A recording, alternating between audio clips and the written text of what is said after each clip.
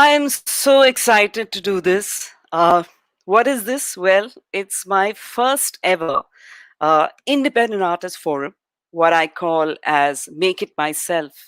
And I think, I'm kind of becoming the brand ambassador of it because I'm actually doing this myself. I don't have anybody supporting me or, anybody helping me to put this together. So I'm just giving it my best shot. But I can't say I'm doing it alone because I actually have four amazing people who just on a phone call said, sure, we'll be on. So I'd like to introduce them quickly and then we'll get into talking with them. My first guest is Alobo Naga. Hi, Alobo. Hello. Sorry. Hi, Hi. Sam. No, Please no, it's have your okay. water. No, Please go ahead and have water. no, no, I'm done. I'm done. Thanks. Thanks. Yeah. All right. I have Anuradha Pal. She's the other, woman along with me here.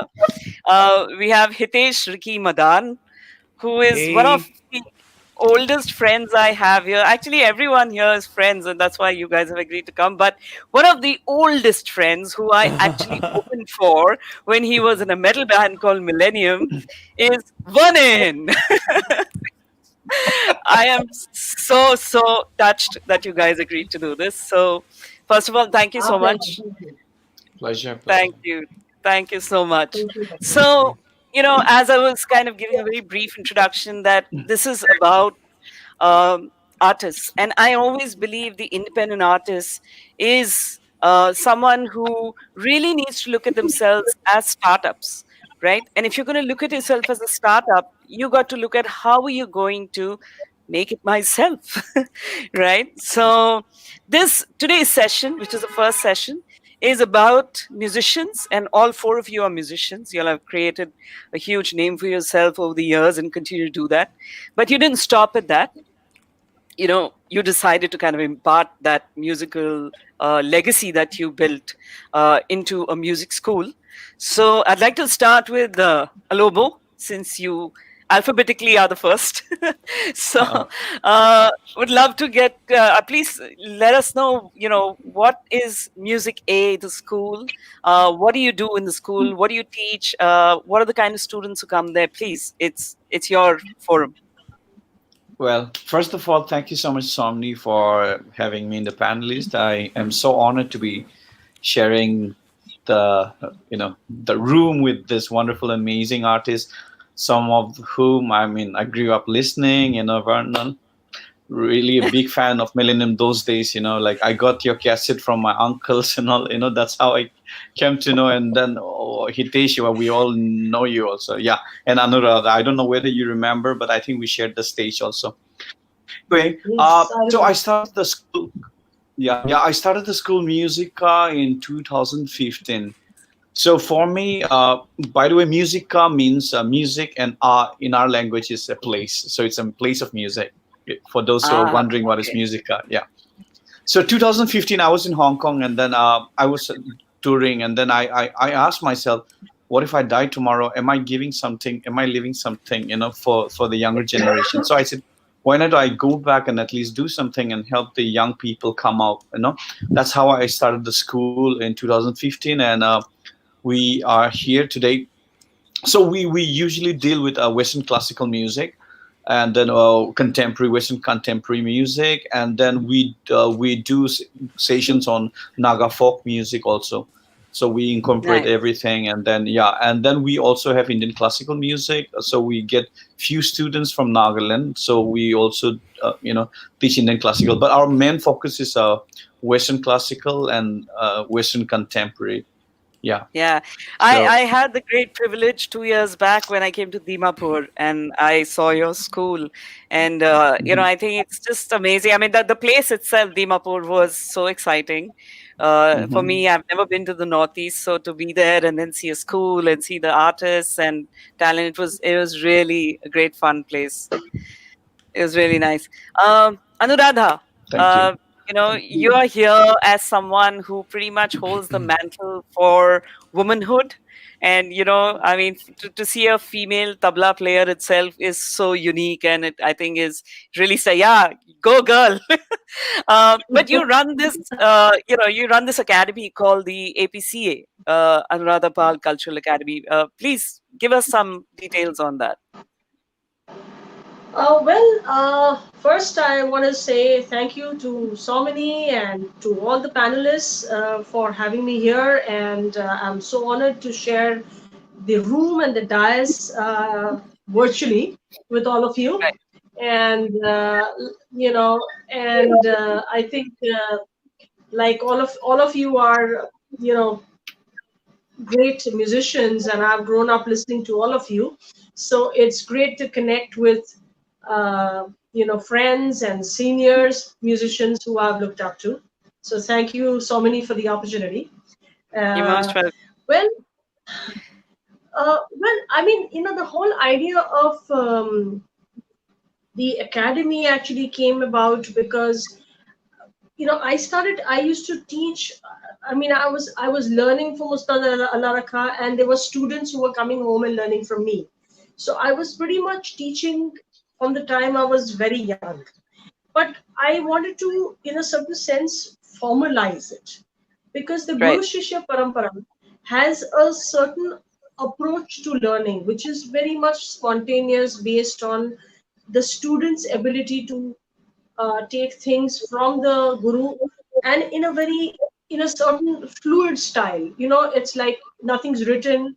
It's very much based on the ability of the student to pick up, and the right, guru to be inspired enough to share. It's about the Guru Shishya Parampara is what I trained in. And but later on I found, when I was teaching students, that a different approach needed to be also brought in, because there were students who were not dedicated into the art. They were doing it maybe as a hobby, or maybe they were doing yeah, it because they like somebody told them to do it. And so I said, let me, and then I also did my master's in Indian music, out of a deep, I've always been a student. And right, for me, learning and forever sort of seeking is very integral to my feeling good about myself. It's not just concerts that make me feel good. Of course, right yeah, now we don't have that, but when it's not just concerts or performances of that kind, but also the continuous search to right. become a better artist.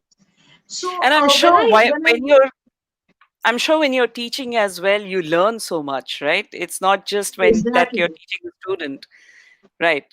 absolutely. And that's when when you teach, you actually realize, you get the perspective of what the student, what you can do better, how you can put it across better or differently, and Right, to, right, to put it in a more lucid style. So I think that's when it started getting me thinking that, okay, what can I do to make it more easy? And right, also, right, since I did masters in music, and I got the theoretical aspect, so I got the practical huge thing from my gurus, and then I got the theoretical aspect. So I said, okay, let me combine the two. And that's when I formed the academy, the Anuradha Pal's Cultural Academy, because I wanted to, in a certain sense, give the students the benefit of both approaches. right. No, it's And interesting that you spoke about this whole Guru Shishya Parampara. I've been like hooked on to this show called The Bandish Bandits that's currently running on Amazon Prime. yes, And I mean, of course, it's a very, very mainstream commercial web series, but it's so beautifully presented the way Nazruddin Shah is trying to keep his gharana, within his family. And it's amazing. I think classical music tends to also have a lot of that emotion and compassion attached to it.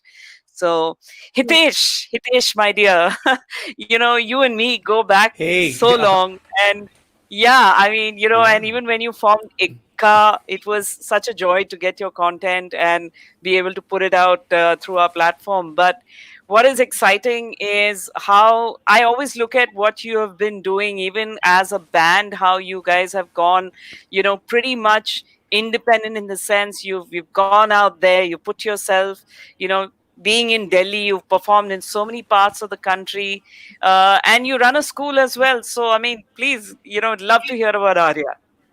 Yeah, so firstly, Swami, thank you for reaching out. And, this is always special whenever, get an opportunity to be at a platform. I would say in August company, this is August, and this is like really awesome to be here.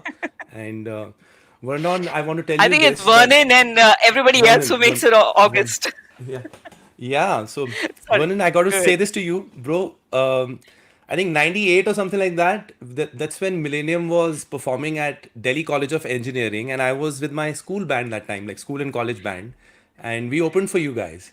And my girlfriend, who was to be my wife and who is my wife now, had a crush on you. You used to have long hair and all of that.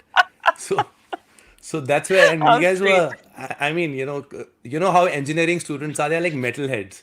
So we are like big fans of you guys, yeah. And Alobo, your music, love it, yeah. What you do, I mean, I think like Benny has also performed with you once, and I heard about that experience as well. So it's really a pleasure.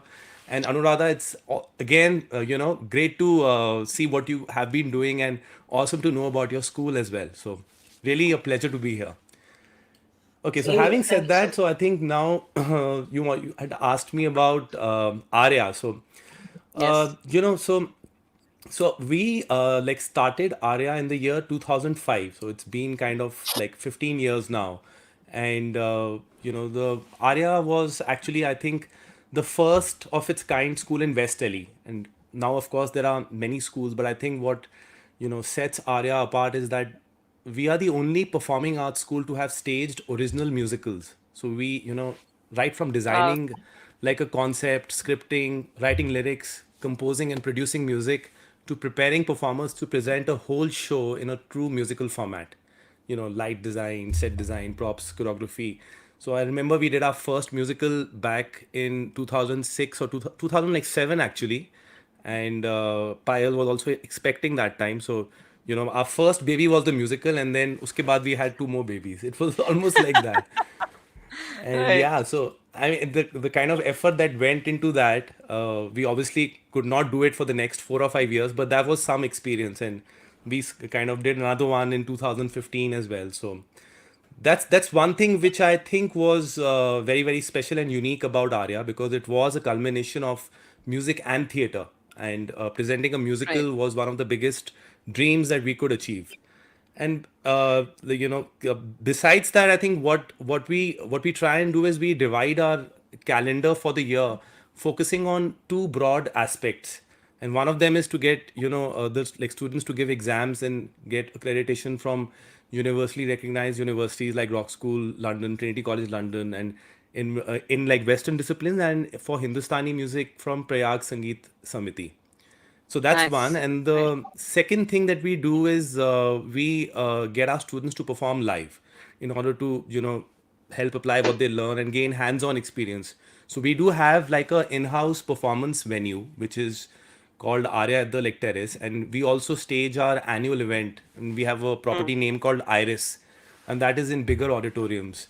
Of course, I mean, we're not being Okay. able to do that right now, but this is the time of the year when we normally would, have our annual event.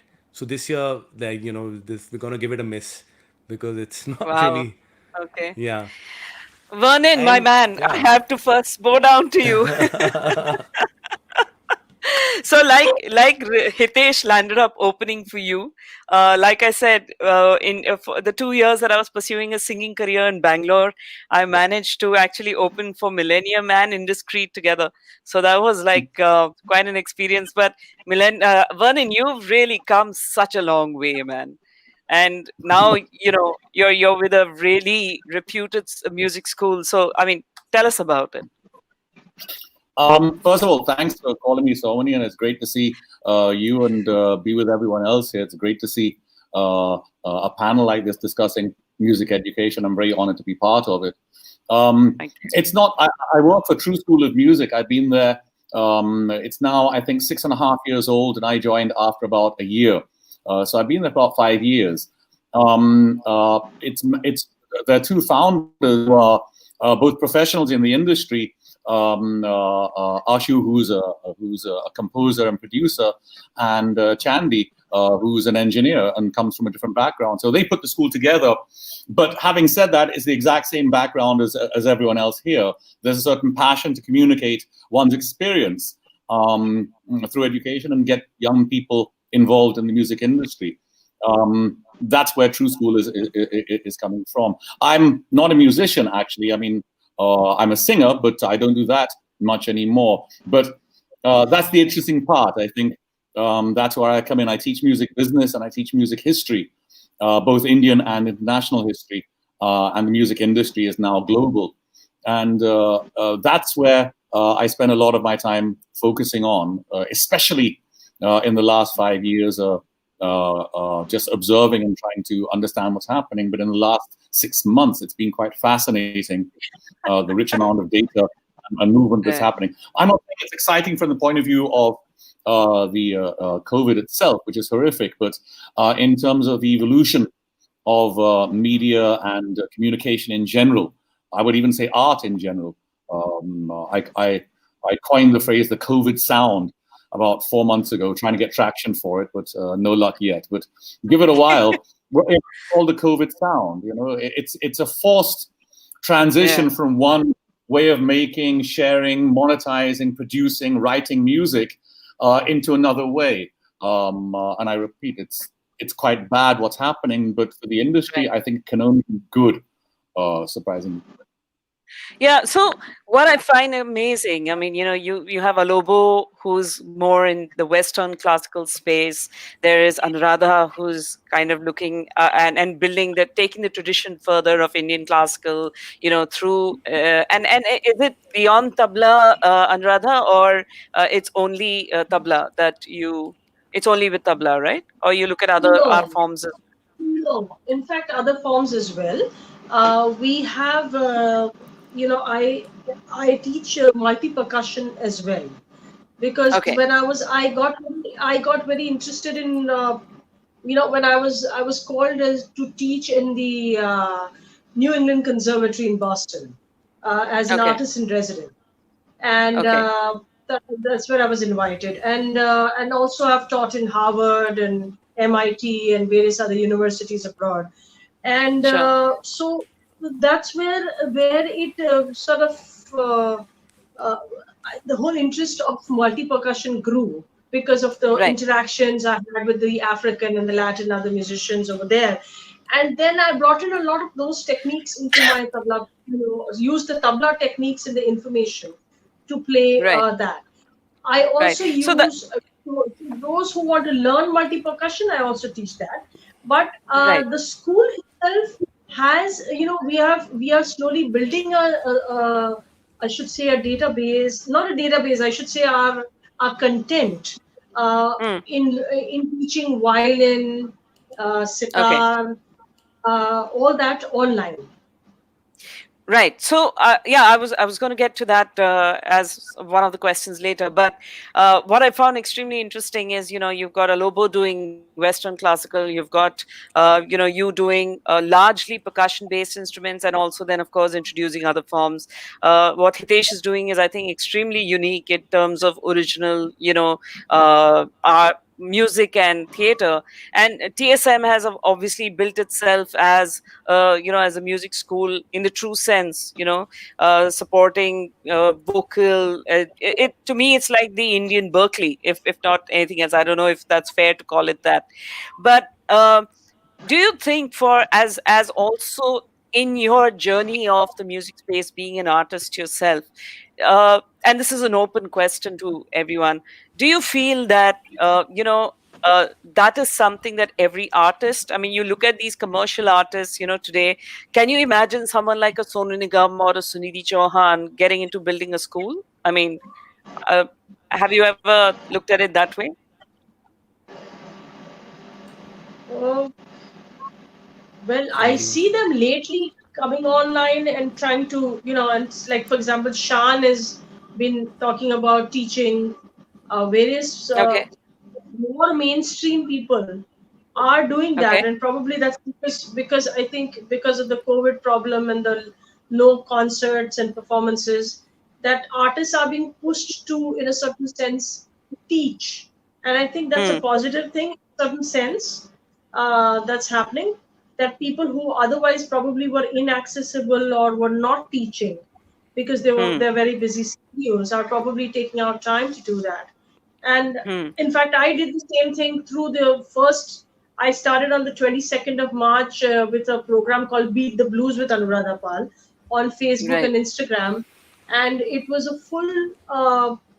The initially it was planned as just as for the repertoire of tabla, but then since the lockdown kept getting extended, the program kept getting added because of the views and everything, the messages, and Right. the response was very nice, very, very good. Right. So we kept adding more, and then finally it became 64 episodes on Indian music, spirituality, and culture. And Right. I think, and so people when they connected with me, say from Argentina, or people staying up at night to see it, I wouldn't have had that opportunity if not for the Right. lockdown. So I look at it as a positive thing that maybe because of this I got into teaching so much, and Right. and and I connected with fans across the world I may not have otherwise connected with. But like you said, I mean, the pandemic has created scenarios where artists have had to kind of think differently. You did have for a long time artists who were teaching through Skype, or even if they weren't artists, they were teachers, teaching music through Skype. Especially, you would hear. I remember meeting one artist who said that he actually was. I think he's also a tabla player, and he was teaching people in China tabla, via video. And the point I'm trying to make is that at the end of the day, is teaching a viable option for an artist, irrespective of how much money they were making in their career? Do you see that as something that artists should actually go out and do and build? Has your own business been commercially viable for you to keep it sustaining? Is Hitesh, that question for Yeah. yeah, somebody else can take the question?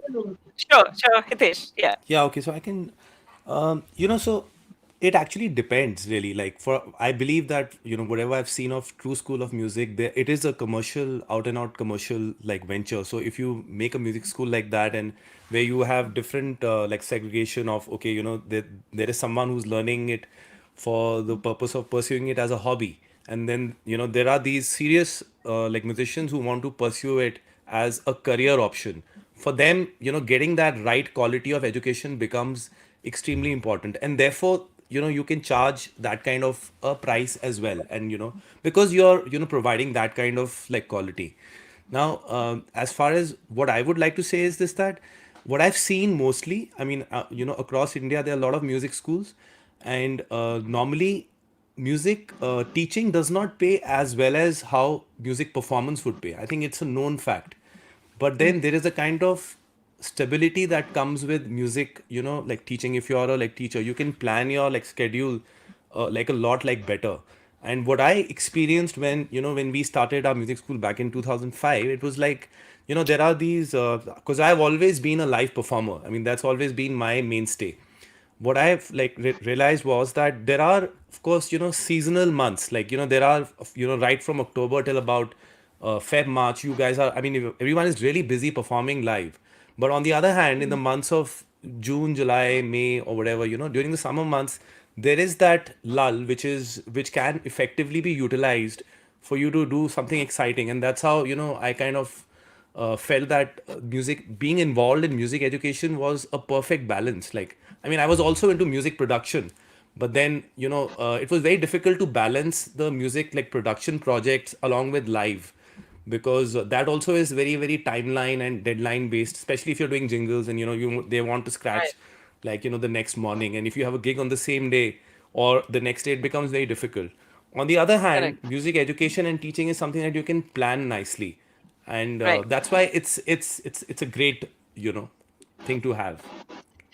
One, and tell me TSM in the current scenario, and I think TSM's been around for what, about 6 years now, 6 7 years.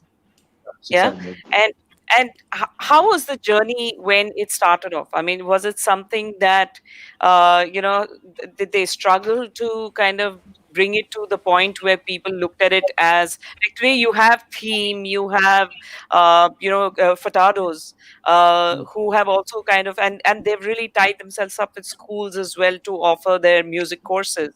I don't think TSM has really integrated itself so much with schools, right, outside of its own setup. What's been the journey for them? I think the objective was always to. I mean, there's many types of education. There's many levels of education. You can learn medicine, for example, because you just want to be aware. You could learn first aid because you're a mountaineer. But if you want to be a doctor, you need the qualification to get there. Music, there is no such need. I mean, no one's going to say, if you're a playback singer, where's your qualification? But the experience matters. It's the objective one has. If one wants to learn for the skills because they enjoy it, that's one type of education. For the art, the continuation of tradition and culture, these are all brilliant reasons for education. But some people want to make it a full-time career, which is risky. And that's when at TSM we learned very early on that it's a very holistic thing. The ability to play piano like a genius does not guarantee any income at all. The ability to market oneself, negotiate, and be able to handle one's taxes, etc., and do all those things. Even a relatively good DJ with those skills can earn a living, and that's the evolution that we had. Some students wanted to learn the skills. Even today, some students are there because they enjoy singing, they want to play better guitar or try a new skill. But the vast majority are looking at it as a long-term career. Also, broadly, we have a lot of disciplines. It's instrumentation, of course, in singing, but it's also a large production department and a large sound engineering department, and also a DJ department. And so, what's interesting, even these days, in the days of Zoom, we're finding a lot of cross-pollination between the students. So engineers and DJs are getting together, working with a Hindustani singer, and they're churning out interesting projects. And that's the focus right now. So that's really been the journey. It's been a learning curve, ironically, for us. To see what. So from what you're saying, the skew is more now towards the music business and learning the nuances of that, which includes marketing. So even as an artist, you need to understand the business side of it and not just look at it as I have talent and that should be enough, right? That's what you're getting at. Simple things like how to do collections, how to create an invoice. I mean, these are things that one can pick up on the job, but they have to get it first. So it just gets one through, those things, and that's where we've seen the development, that people want to learn those things as well as everything else. And in the process, once one realizes it's guitar plus a lot of other things, their creative side opens up, and that's where we see the marriage of not just the music industry, but of dance, of photography, of theatre, which are all hugely valuable. I mean, look at theatre. I mean, one learns theatre. You can learn it to do movies and TV, but look at the therapeutic value that they can have just by the ability, just by learning theatre, even if you do it. You get my point. But with ours, it's just a sharpened thing. Being in Mumbai with a large, really up-end school with world-class facilities, obviously, it for people who want to make it into a career and have a view of, I'm going to invest this much in education, spend 1 year earning it back, and then launch myself into earning money. No, I think that's great, because when we deal with artists on a regular basis as a part of our work, there are times where of course, when we started off in 2010, it was really very new. Artists did not even understand the concept of going independent. Where I see it now is, I mean, I think examples of people like Alobo and Hitesh and Anuradha here as well, who are full. I mean, you're full-time artists. You're going out there, you're putting out your own content, you're performing, you're doing shows, you're making music videos, but you've kind of encapsulated other areas of it. And I see that, when we started off again in 2010, a lot of artists used to say, oh, we've got a day job, so we can only perform in the night. But today you see artists who are, like you said, Hitesh, you're in production, you're doing jingles, you're possibly going in as session musicians for film music. So it's becoming a full-time career.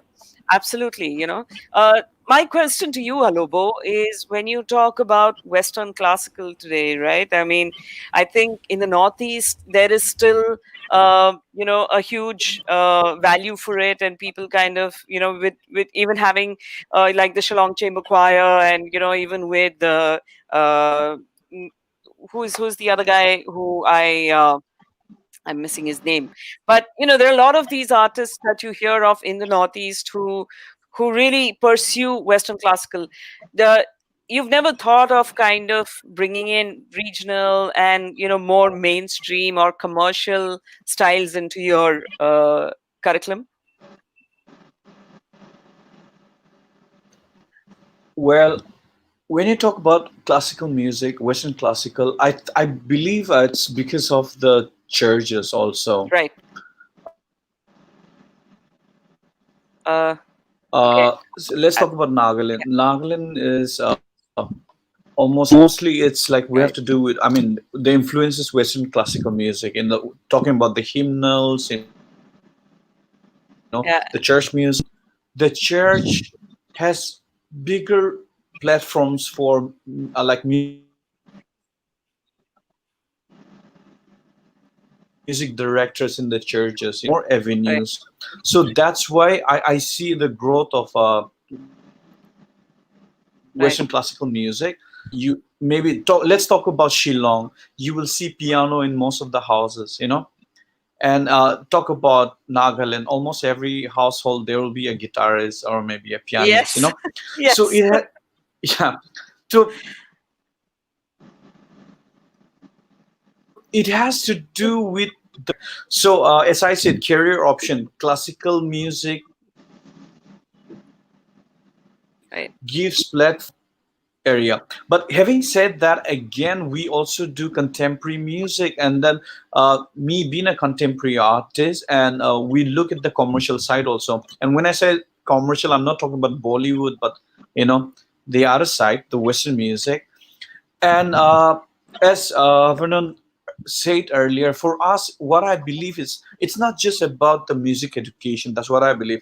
Music education Yeah. is so important to sustain, but at the same time, we also teach them about marketing. We also teach them the scene. And when I say that, we suppose I'm a vocal teacher, I don't teach just how to sing good. I teach them how to dress, what to wear, what not to wear, how to stand, we teach everything. So it's not just about you're taking vocals and singing. We don't teach them only singing or the dance. We believe it's like there are a lot of schools in this region. They will give the best education, but they will not teach you what to do with that education or the skills that they got. Yeah. No, And it's absolutely right. Yeah. yeah, thank you.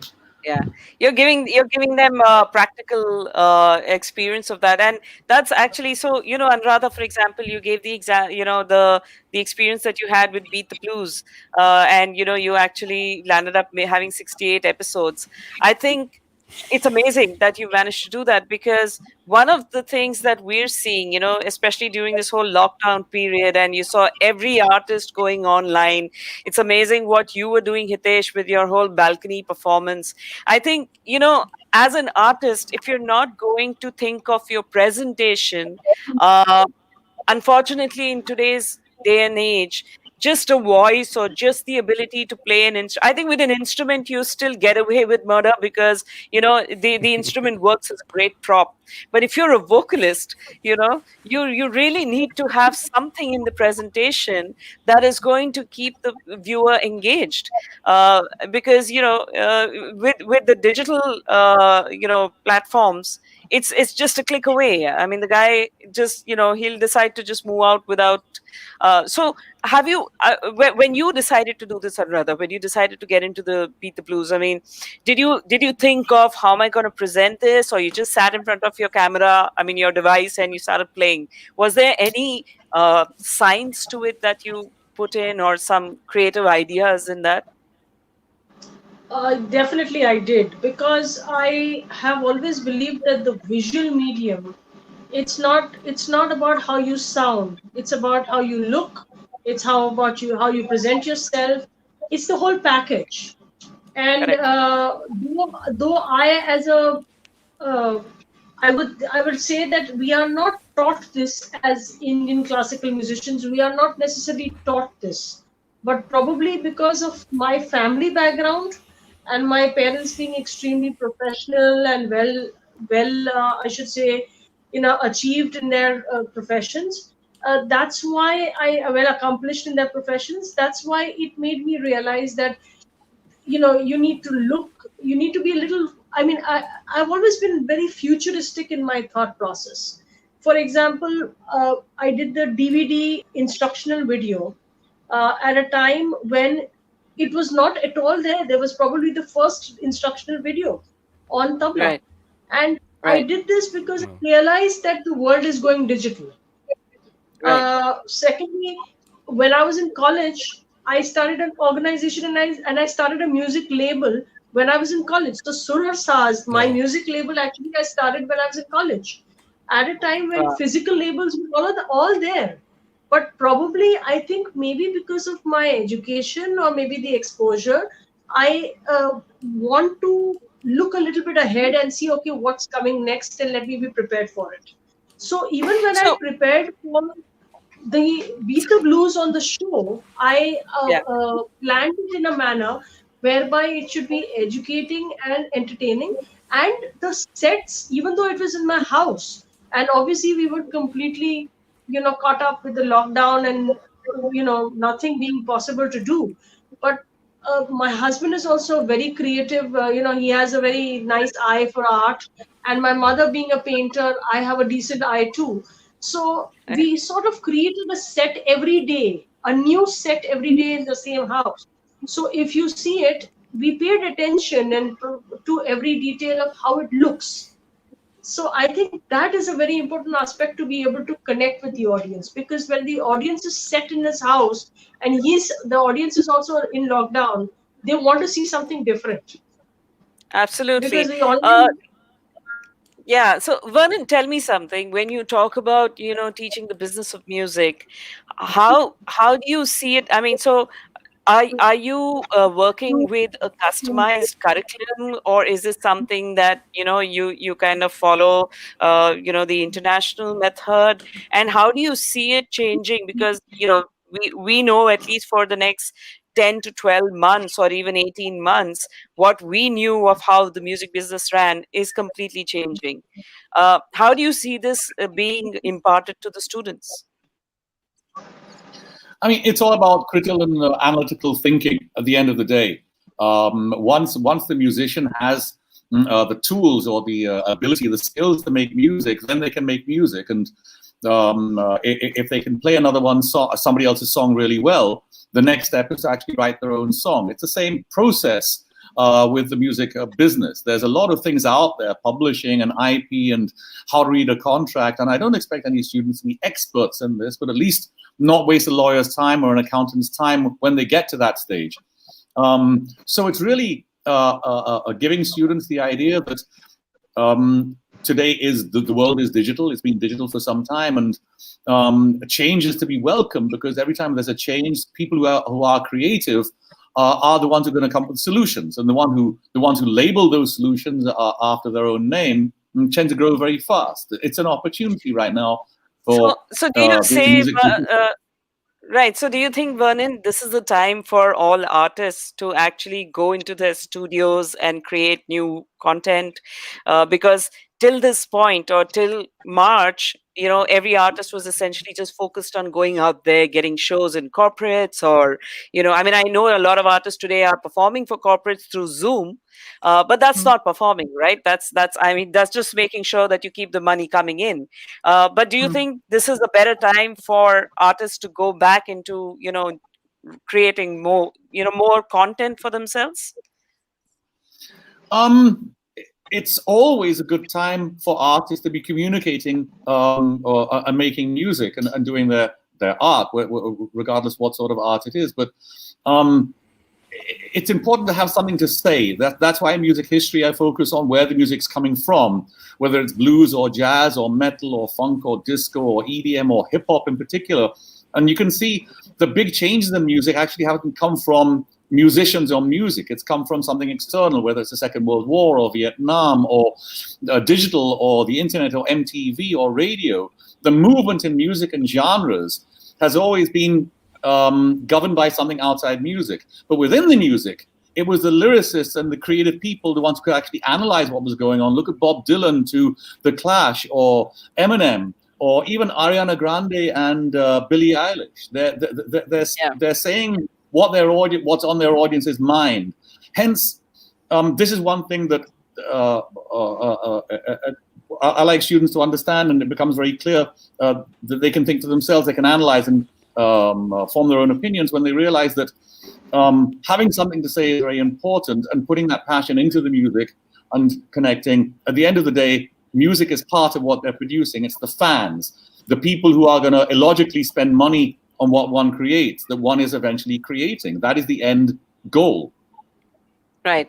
So, Hitesh, I'd like to ask you. I mean, you didn't stop during the lockdown, and you used a very innovative ways of keeping people engaged. I saw that you did stuff even for EMA, which meant that you were not limiting yourself only to your social pages.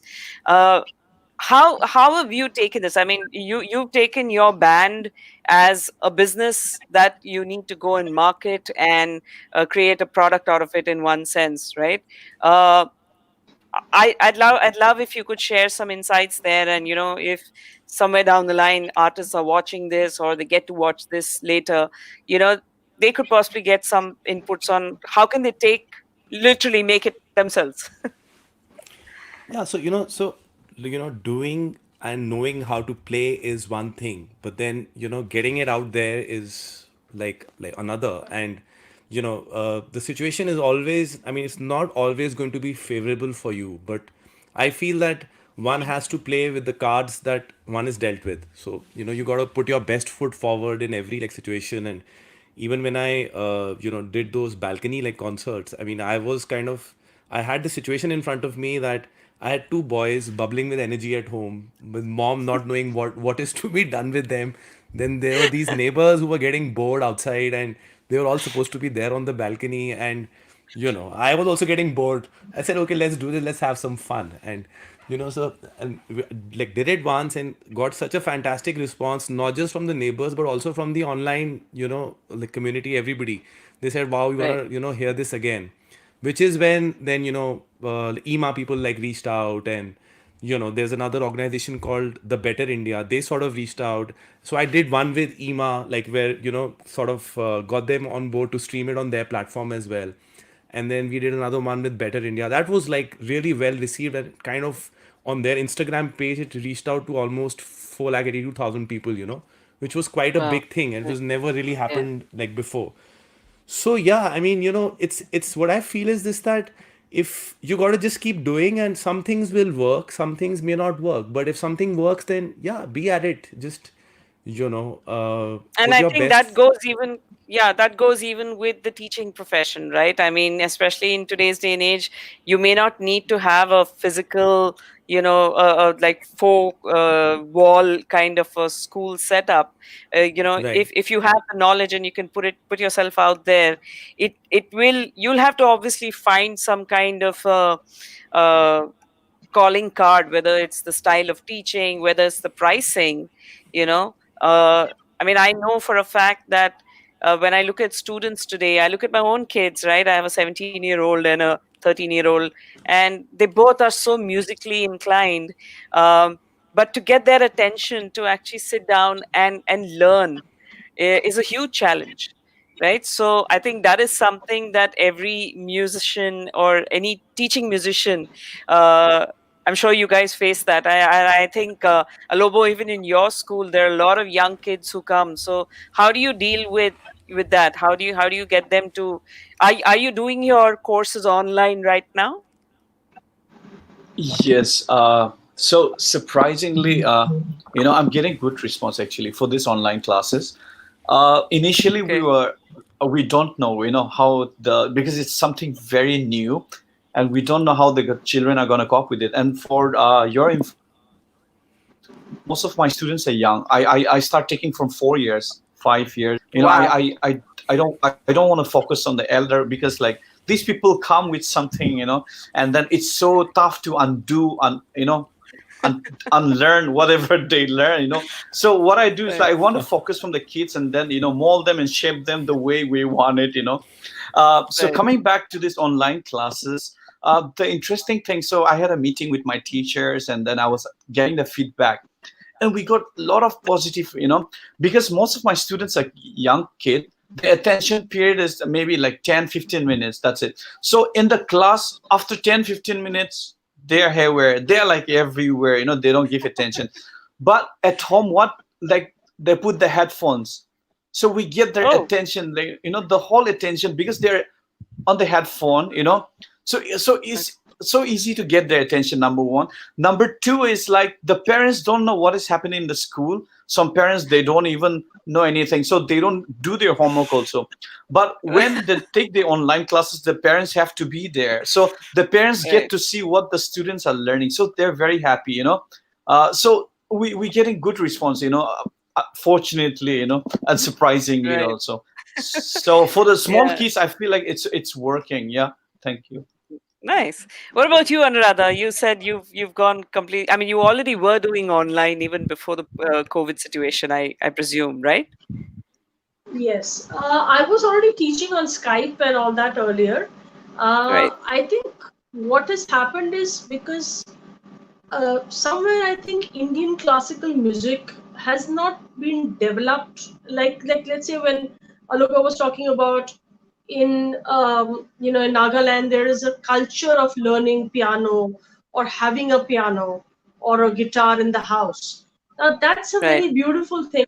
It's like in Chennai, if you go, people are used to learning Carnatic classical music. Right. Unfortunately, in Mumbai, I would say, or most of the metropolitan cities in North India, I'm not too sure how many of them really are developed, have retained that culture, and which Hmm. is where it's a challenge to really get good students and people who are committed to learn.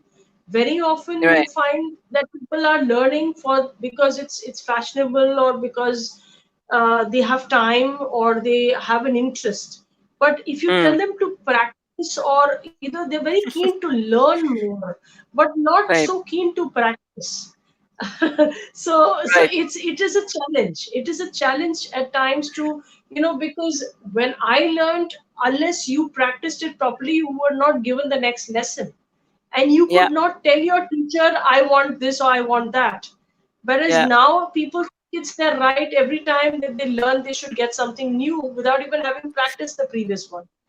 That's So a so amazing point you've raised, Anuradha. I mean, even the way schools have become now, right? You, as a teacher, mm, you have to be so, you have to be calm. You have to stay, I mean, you can't raise your voice. You can't raise your hand. We all grew up with the teachers, possibly holding a scale in their hands and, kind of banging on our knuckles. So I'm sure for music, because I mean, teaching music can be very frustrating, especially as you said, the students don't even practice and they are ready to take the next class. And if you are a really serious teacher who wants to impart your knowledge, you don't want to do it half-hearted. I mean, you don't want to go by a curriculum and say, okay, I have to finish the course and I have to finish whatever's to be yeah, done. So mm, do you deal with this situation, Vernon? Because I mean, I'm imagining with the TSM, the way it's been presented, it's supposed to be like a professional school which has, systems in place. it's not like a private class, right? So do you still face those challenges of students coming in, not practicing? Well, I mean, I don't teach. That's what I'm saying. So I don't teach. I don't have that difficulty. But what I have found is the same thing that corporates found. I think in the first, our term ended in March and started again in April, and we were a week late because we were already all online. Our exams were all online anyway, and our classes were pretty much systematized. But it was ready to teach in class, so we needed a week, 2 weeks to transfer everything online. But we did it. And the mood, the apprehension was there initially, I think, with every corporate, with every organization. And again, the same thing with every corporate and organization, very quickly people settled in. And then after a month, people began seeing the benefits of home learning, especially my business and history classes. And I think a lot of the other classes, production also, they were saving time on traveling. They could focus more. Attendance has always been high, but it's gone much higher overall. Attention and results from the exams, I feel, is better now. I'm not saying it's significantly better. It was always relatively good, but I can see a difference. I personally don't remember people's names very well. So now I can see everyone's name. So I'm calling out names in the class, and students are going, "Oh, now." Well, to be honest. But Wow. it's obviously a challenge. The whole teaching online is a challenge. But I think the creative mind finds the benefits, and a positive attitude makes it much better, much easier. All right. So I think we've been speaking for almost an hour, and I didn't even realize that we've spent almost an hour. I wanted to actually, end this session by asking each one of you, what does make it myself mean to you? So, Alobo, what does make it myself mean to you? I've been, I've been doing music since 5, and growing up in a place like Nagaland, no one believed that you can make a career out of music. Everyone wants me or anybody to be a government servant, a doctor, engineer. I guess it's everywhere in India. So growing up in a place like Nagaland, none of the parents, we were the first generation of musician, making music. I mean, career out of music, going to full-time music. So it was not easy growing up. But then I believed in God, and I believed in my ability, and then so I worked hard, and I am today where I am today. And I'm really grateful that today the parents are taking us as an example. And today every household are have a children, admitting in music school. Nice. You will be shocked to see the music school coming up in Nagaland. Now the Nagaland Board of School Education has made music compulsory also. From class 1, 2 till graduation, you can do music now in even Nagaland University. So it's a very positive thing we are saying. So I am making myself means that people will stop you, people will say you can't do it, but if you believe in yourself, everything is possible. Superb. Great. Anuradha, what does make it myself mean to you? Well, I have always been a performer since I started learning when I was 7, got into a profession that is a total no-no for girls, struggled my way in with no godfather, no legacy, no, like Aguru said, the first generation, I'm the first generation, and that too tabla player. So that was very hard for me. But I think when there's a will, there's a way.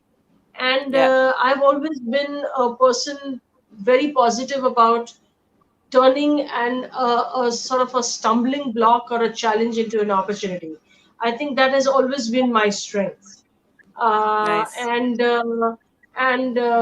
And also, I think also when you create new ideas, say for example when I did Stree Shakti, so and I see this in the context of when I was facing problems, getting acceptance, I created a band called Sri Shakti so that other women also could get opportunity.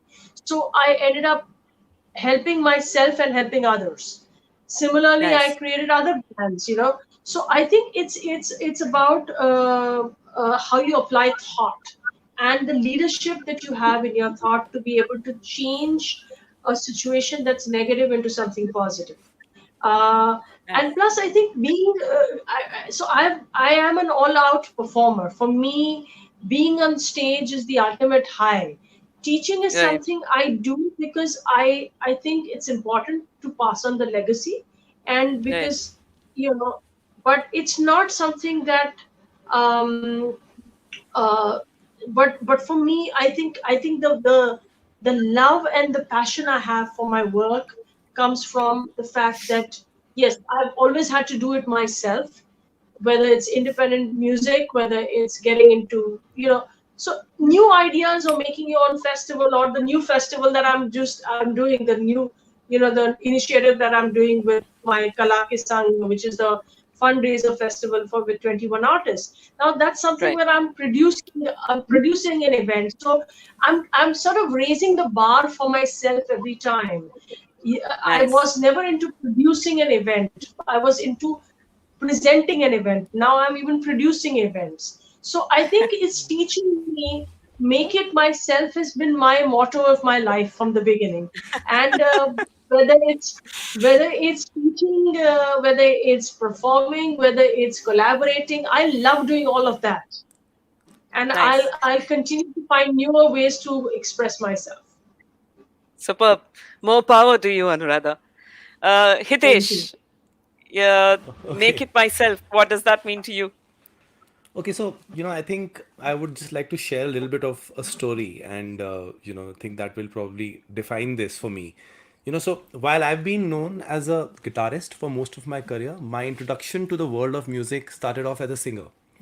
And I started singing at school when I was about 4 or 5, and went to Mount St. Mary's, Delhi, and we had a long tradition that encouraged singing and music. And there were a lot of good singers around. We used to participate in inter-house and inter-school competitions, and everyone's dream was to get that solo song and woo all the girls, and or if not get that solo song, at least be on Woo stage. the girls. Yeah, they like be a part of that. So how many girlfriends you're gonna get after you do that solo performance, or if you're part of that school band. But also the challenge was that I was still young, and normally the seniors are the ones who were always given the preference. They are the ones के last year है, class 12th में है. So you have a lot of time. You relax right now. You maybe you'll get. So I kept waiting, waiting, waiting, and then I figured, कि यार, this is not gonna work out. I'll need to figure out a plan as to how I'm gonna get into that school band right now. I must have been in class 8th or ninth, and that's the time I like decided I'm gonna start. I'll make myself really good on one instrument, and maybe I'll get a better chance then, because nobody cares about the instrument players. That's how I started playing the like guitar. So even there, it was like, that was like a sort of a means to an end of, but once I started playing the guitar, of course, I fell in love with the instrument, and I used to love music, everything about music, and that took sort of, like center stage for me. And what I realized was that once I started playing the guitar, because I got an entry into the, school band, along with that, I sort of, my growth in music became exponential, because I could pick up like songs on the fly, I could start singing anytime, and so that kind of really helped me grow as well, because I found an opportunity in like something else which was more accessible to me at that point in time. And so Nice. the same, so what I feel essentially is that you should always be aware of what your own unique skill set and strength is, and if you can utilize that special talent to fulfill a need which exists, then you can truly find success. Of course, you need to be, you need to adapt to the situations that you are through, I mean the situation that you find yourselves in. Also look at like collaborations and partnerships if you yourself cannot do that, because there are so many awesome people out there who can help you get where you want to be. But I Right. think in these times, self-reliance is of extreme importance, and make it myself is essentially being self-reliant and doing it yourself. Atmanirbhar. Yeah, absolutely. And Vernon, you have to have the last word for sure. So Thank you so much. make it myself. How do you feel? What do you say about that? What I does think that mean to you? as teachers talking to students and talking to people who are getting into the thing, the important lesson of make it myself is that it's the journey is more important than the destination. The destination here is earning money and being able to fund your career, or rather being able to make your career fund whatever else you want to do in life. It's a fun thing that we do. DJs, sound engineers, singers, yourself, so many, myself, also all of us. It's an enjoyable thing that we do, and I'm the oldest one here, so I need to tell you also that every day is precious and every day is important, and you know um, uh, learning music so you can earn money and relax. And if the relaxation is the goal, I don't think that's going to be fun. It's the making it that's the goal, the ability to enjoy doing that and have fun, and the money will always come. That's the funny part, but it's not the end result, it's the doing it that's important. That's one thing that we have. I don't know if accountants and lawyers and doctors and engineers enjoy their work as much as we do, and that's probably because of the music we provide them, which is nice. So it's a nice gift that we've got, and that's one thing that musicians and everyone should learn from us, that it is the making it that's the fun, and that we're lucky for. Beautifully said. I cannot tell you how blessed and how amazed I feel to have you guys here. Thank you so much. This has been actually a brilliant first session for me, and I hope when I share it on my Facebook and other pages, more people get to see it, because all four of you are very inspirational. You've got your own unique style to what you're bringing. Interestingly, in spite of it all being about music, just like India has so many languages, your music has so many different faces to it. So thank you so much once again, and see you on the off digital world. Sorry, bye-bye. Yes. Thank you. Pleasure. Thank you. Bye. Thank you, Good everyone. night. Thank you so much. Good night. Thank you.